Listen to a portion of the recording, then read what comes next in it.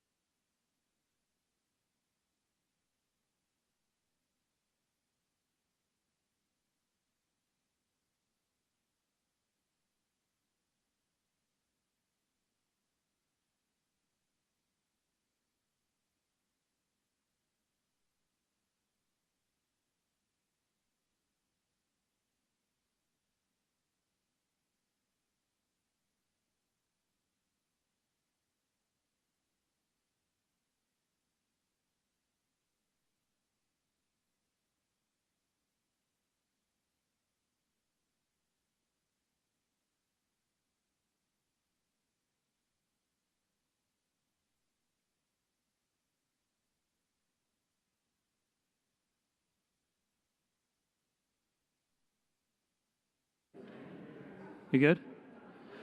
Okay, I think we're going to go ahead and get started. Joe's giving me the thumbs up, so I think we are live too. Okay. So if you want to get a seat,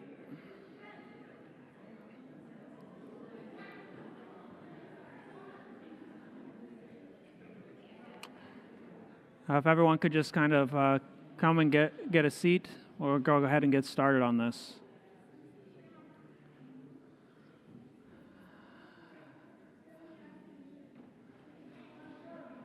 And just so you know, Joe, I can't control it on my phone. It won't let me do websites. Okay.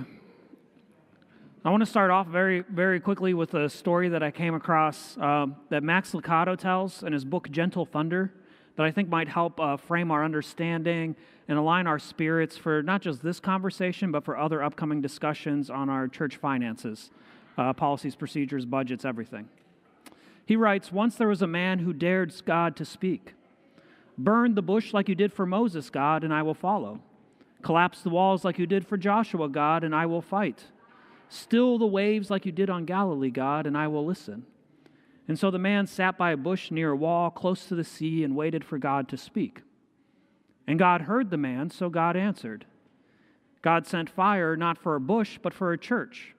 God brought down a wall, not of brick, but of sin. God stilled the storm, not of the sea, but of the soul. And God waited for man to respond. And he waited, and God waited, and waited. But because the man was looking at bushes and not hearts, bricks and not lives, seas and not souls, he decided that God had done nothing. Finally, he looked to God and asked, "Have you lost all your power?" And God looked at him and said, "Have you lost your hearing?" Please pray with me. Lord, open our eyes to see, our ears to hear, our mouths to breathe, our spirits to be with you and in your presence. Amen. So when we partnered with Generosity Plus about 2 years ago to come in and to look at our generosity potential and to give us some feedback on that, but also to look at our processes, our financial policies and procedures, how money, every dollar that comes in, where does it go, how does it break down, how do we report it, all of that. There were some glaring things that stuck out, some stuff that has just been omitted in recent years. And so one of those things was our investment accounts. Depending on who you asked, they were for different things. And one of the things you should always do, and we're going to go through some of these terms, is that as a nonprofit or as an organization, if somebody gives you a gift and says, I want this to be for, and they put a designation on it, you need to make sure you're spending it with that designation. It's not to go to a group and for that group to say, oh, but we think it should be for something else.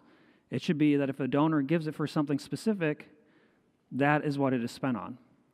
And so as we were trying to get the history of our endowment funds, which was originally established in 1937, so there's a lot of history there.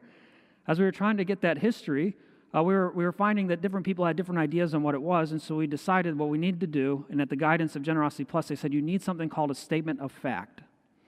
And what that is it's something that you do all the research for, you present it to the congregation votes, so that at that point forward you understand this is what this money was given for, we all agree, and then any future group that can look back and say, here, all the research has been done, we get what it's for, and you can move forward with it. And so we're going to look at some of that research that was done. I do have 2 copies of the entire packet of research. We didn't print off a bunch of them because they are 25 pages like this. But if anybody would like to get a full copy, we can email you a PDF of all this if you want. There are 2 up here. One, for whatever reason, our printer folded the corners, so the last couple pages aren't stapled. But if you want to take a look at those, you can, but we're going to go over the pertinent parts in a minute.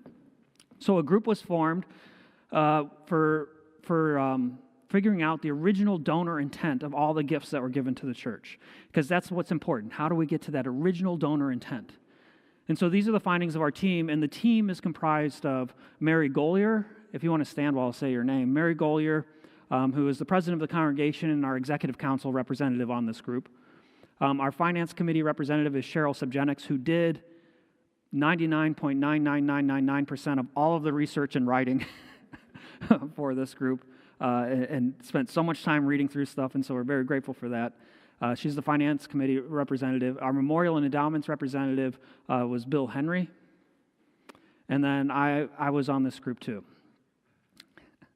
I think so that when it got to this point, they could say, okay, you do the talking part. So the endowment fund was established in 1937. Since then, it has received 2 large estate gifts.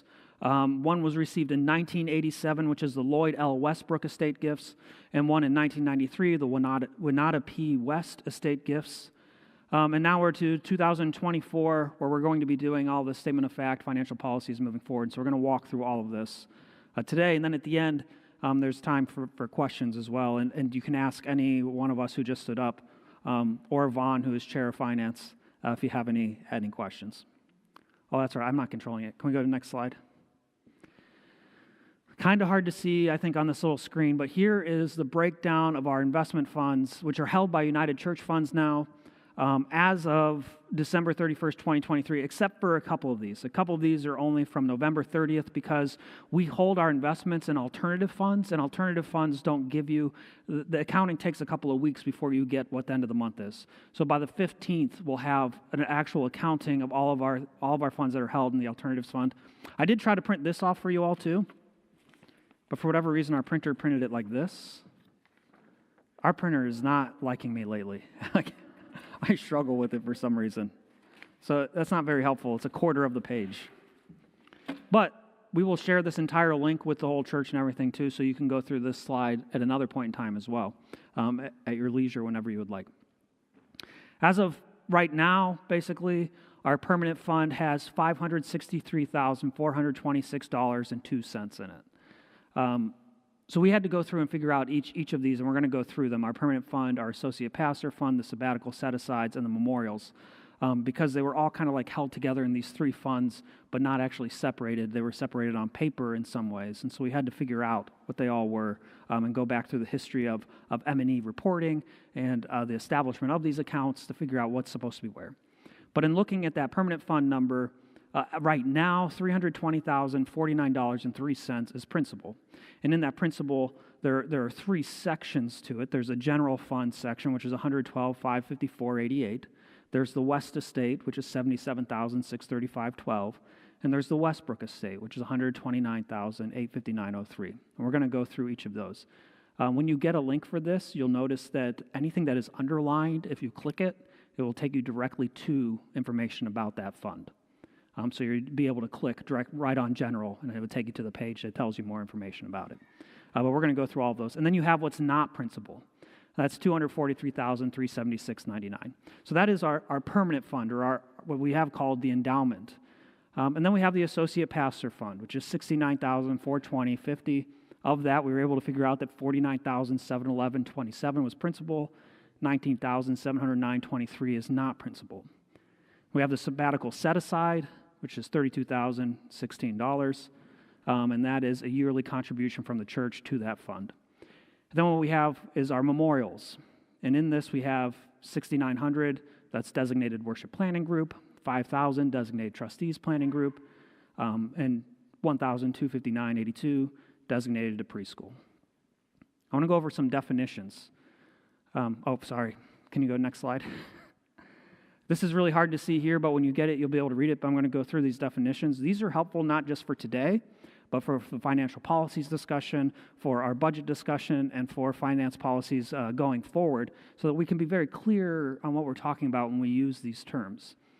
So memorials and endowments, that's the designation under our current structure for both gifts given in memory of a loved one and gifts from an estate. Best practice, which we have learned through Generosity Plus, stipulates that memorials and endowments should be separate and policy-driven. So future memorials will be held in the money market account to be used, and future endowments will be overseen by what we'll call the Legacy Committee. You'll get more information about that in the policies discussion that will come next week. Permanent fund. Permanent fund would be the new term for what we currently call endowments. The permanent fund is comprised of gifts from estates, earnings, and undesignated memorials that exceed the threshold outlined in the memorial gifts policy.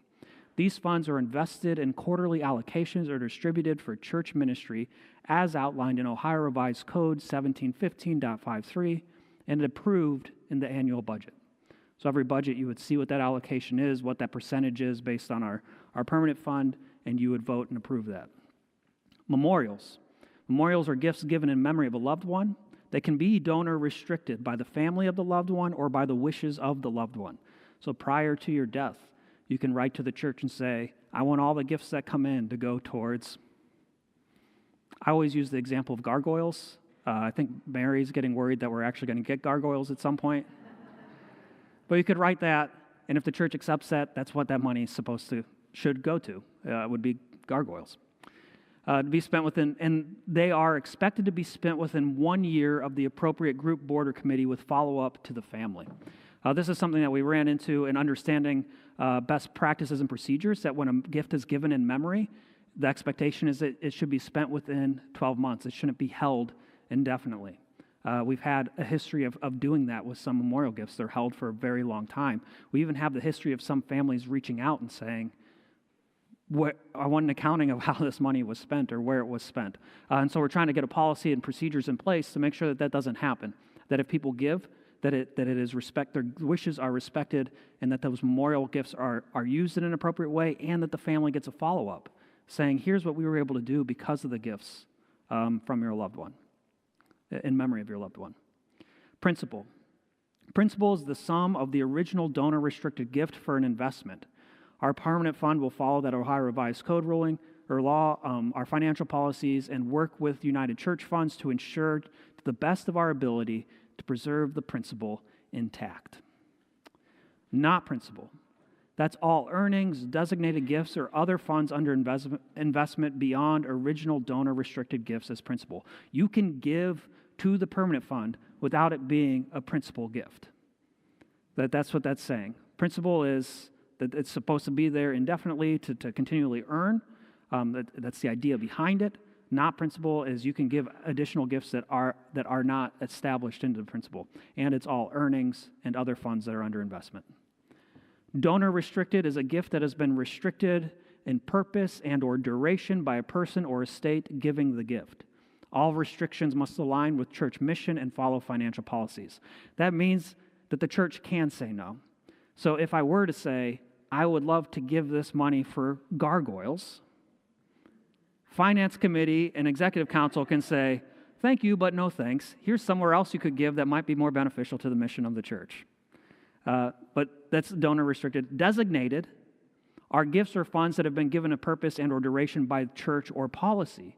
And these designations may be changed by the church or policy through the appropriate actions outlined by church governing documents and applicable laws. So a designation might be that the church voted on a budget that said we're going to give $5,000 for gargoyles. And then halfway through the year, we say, actually, we changed our mind. We don't really want gargoyles. We could vote to change that designation. And that's allowed because it's the organization itself created the designation, and the organization can change the designation. So we're trying to align with donor intent. On the permanent fund, it's a state, I'm switching slides here, but on the permanent fund, it's a state giving. Estate gifts are the principal of the permanent fund. The earnings are unrestricted. An allocation of up to 5% of the fund's value is moved to the general fund in quarterly distributions. That is best practice. The associate pastor fund was established so that the earnings on the donations will be used to offset the costs of an associate pastor. This is a donor-restricted fund, and we'll get to that. But it was people who gave to that gave with that restriction. Sabbatical set aside. Our church budgets yearly contributions to this fund to be used in the event pastoral staff qualifies and requests a sabbatical. Additional outside funds may be requested too. And then memorials. Memorial gifts that are designated and will be used by appropriate groups within a year for expenses beyond their budget. Those memorials currently held in investments would be moved to the money market account for that to happen. So, can you go to the next slide? We are going to jump into the 1937 start of the permanent fund here, of the original endowment fund. So if you go to the next slide. So this is actually photocopies of the original document that started the endowment in 1937. In this is the resolution that states that they are creating, the purpose of creating an endowment fund and to encourage the giving of property by gift and by last will and testament for the use of Olmsted Community Church. The idea behind it was to give people to give out of their estates for the use of the church. That underline on the bottom left is underlining the endowment fund is for the benefit of the Olmsted Community Church. The endowment fund and campaign funds are to be used by all these underlines are emphasizing the fact that the endowment exists for funding and helping fund the Olmsted Community Church, our operations. And that the beneficiary of this trust is the Olmsted Community Church, acting by and through its elected and qualified official board. So this was established in 1937. If you go to the next page, even back then, it's a pretty tight document that's put together here that outlines not only what it's for and how it was established and the first $5 that began it, but also how its organization and structure is allowed to be changed and how it can be changed. And then on the very last page, they have a form for bequest that was supposed to be sent out to members of the church. And in it, it gives you the opportunity to give an unrestricted gift or restricted only to income, which means that you want that to be a principal gift and only the earnings on it could be used, and or restricted as to purpose, meaning I'm giving it for this specific purpose. So it was a well-crafted document that even included the ability for you to give and just let the church decide, or to give for a specific purpose, or to give for principle. Now I want to go, and that has had multiple small gifts given to it over the years to build up that. It's not $5 anymore, but we don't have records of every single small gift that went into that. I want to look at, if we go to the next slide, this is the Juanita West estate.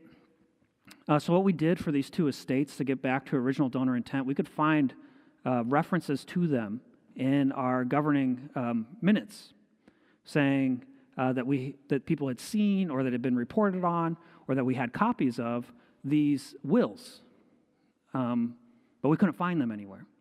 And so we just wrote to the county and paid a couple bucks so they would mail us copies of the wills. So we actually have official copies of each so we could see what is the original donor intent of these estates when they gave to the church. And so now we have those. They're actually in our safe so that we can keep them. They're copied and uploaded on the Google Drive so that they're accessible. And from that, Cheryl did all the math to figure this out, to go through line by line and see where the funds came from. And so you see when the church received funds, what they were from, to get to the total amount of $77,635.12, which is the principal amount of the Juanita West estate gift to the permanent fund. If you go to the next page, it talks about donor intent for each original thing.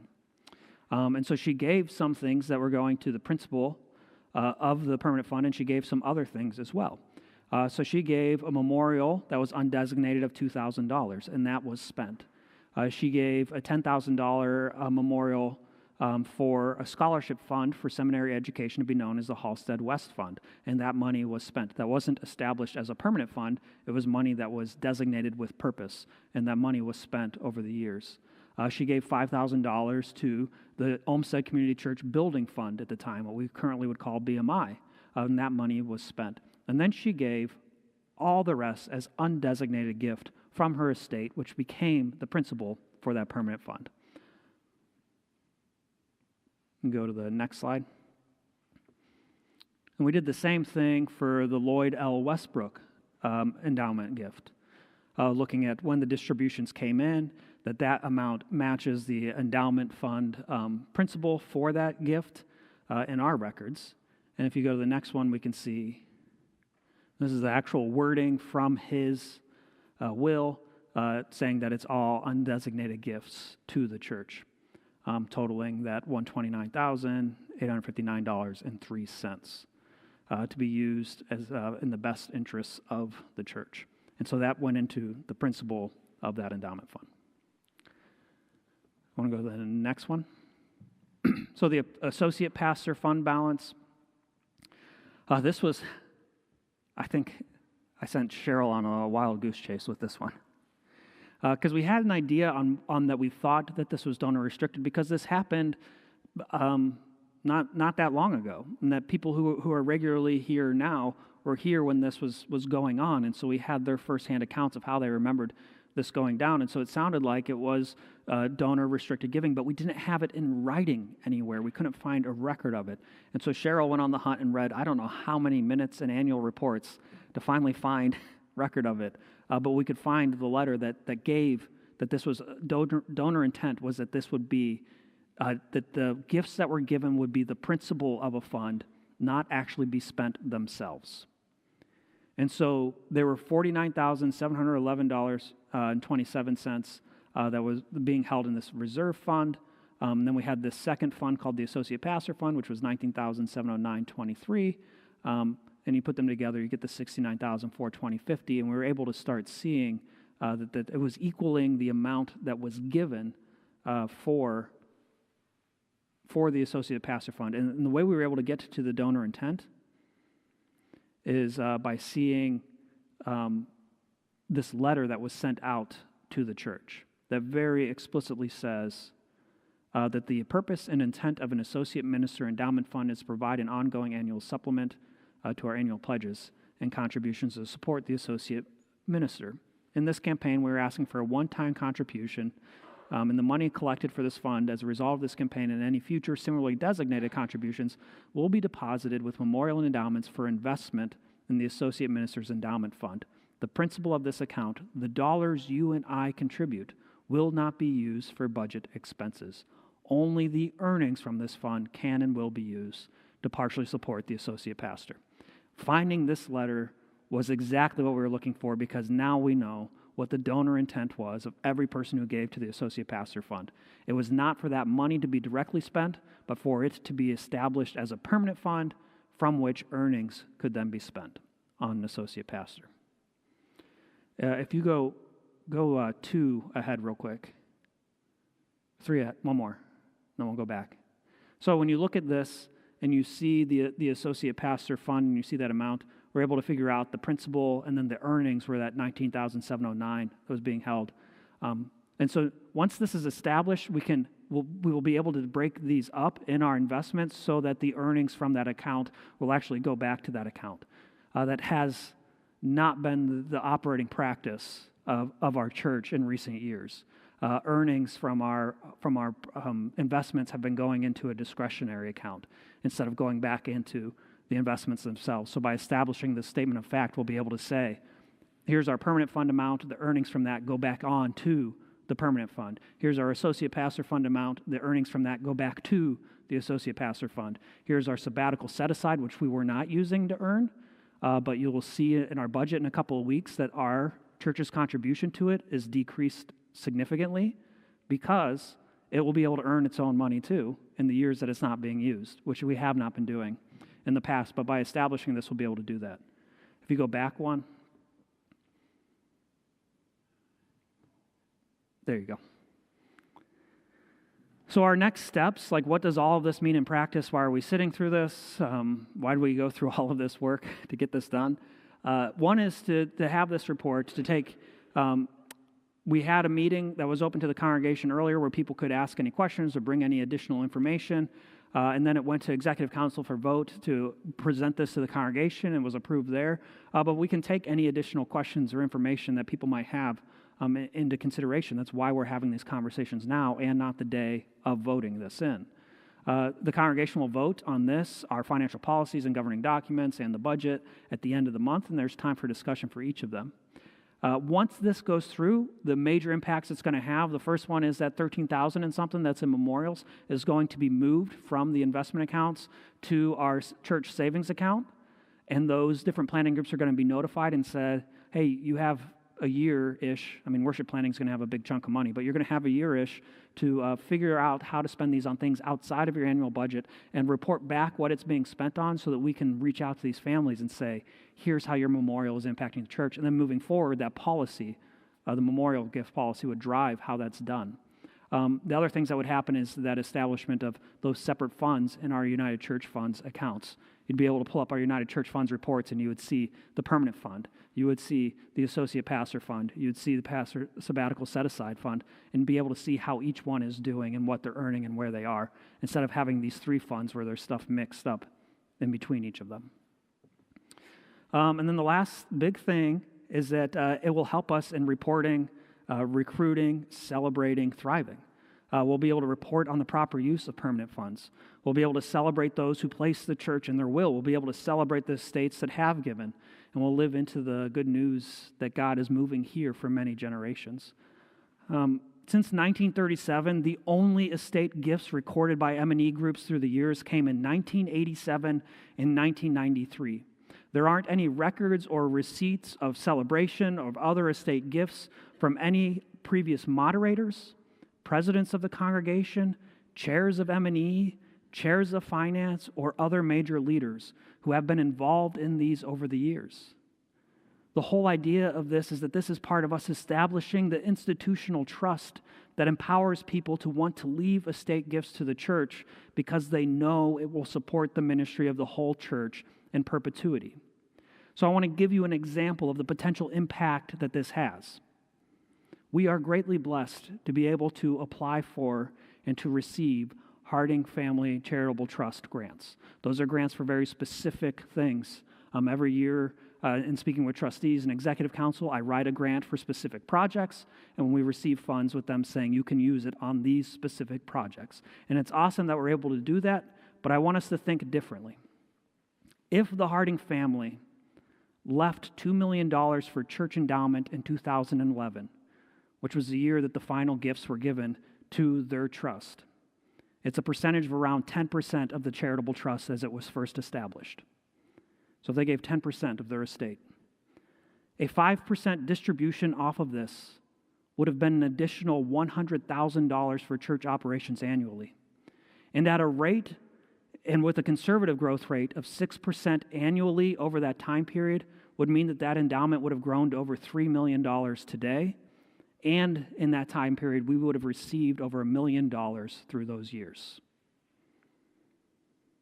Every gift to the permanent fund matters. And you have the option to stipulate whether you would like your donation to go to principal or to be restricted as to purpose. And we want to celebrate that. And that matters. We could support an associate pastor with a $1.4 million associate pastor fund. We could ensure a funded music ministry and program with a $1.2 million endowed gift for music ministry. We could have multiple donor-restricted legacy funds and permanent funds. Or we could fund the permanent fund as undesignated gifts so that the quarterly distributions go to the costs of being church, the same way general tithes and offerings do.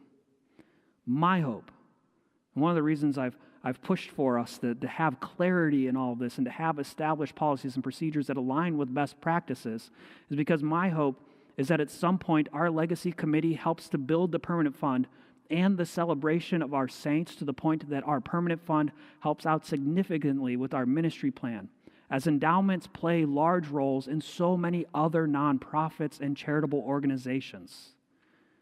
So many are funded by their endowments, and the church needs to be looking in that direction as well. Since the first report, the Future Legacy Committee has already been approached by a member who is interested in learning more about having their retirement account benefit the church.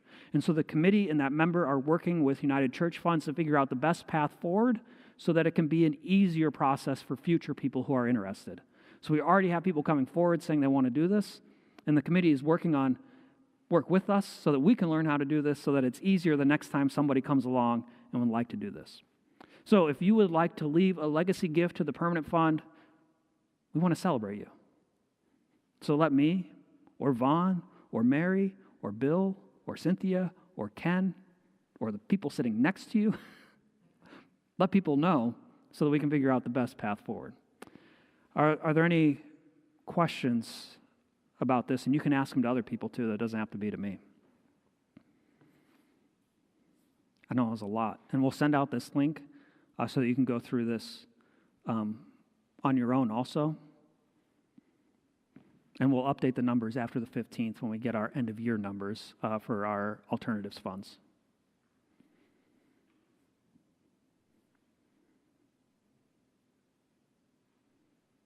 Okay, Bill.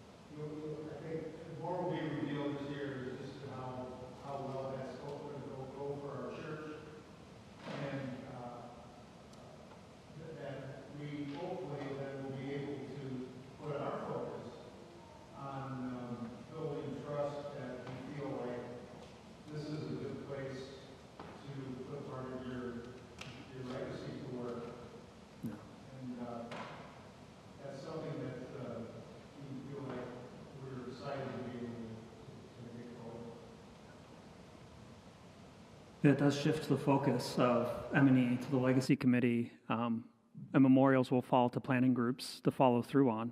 to make sure the money is being spent on the things they're designated for, so that reports can go back to families. And it has been a year or longer to get to this point. We are on the precipice of the largest transfer of wealth in the history of Western civilization. Over $1 trillion is supposed to move from one generation to the next couple of generations within the next 20 to 30 years.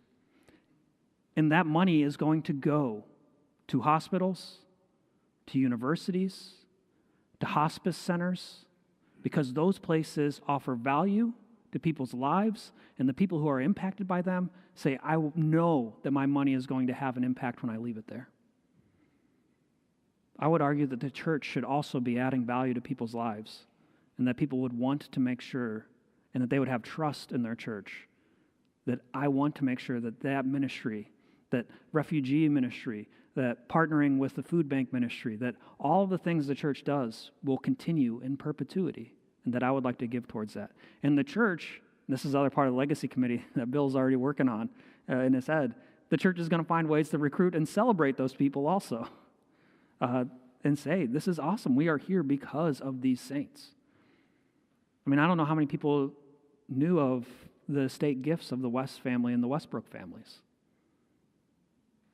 It's a huge impact on the church. We should be celebrating those families and future families that would be giving as well. Thank you, Bill. Well, I want to have a huge, huge thank you to Cheryl. You can stand up again.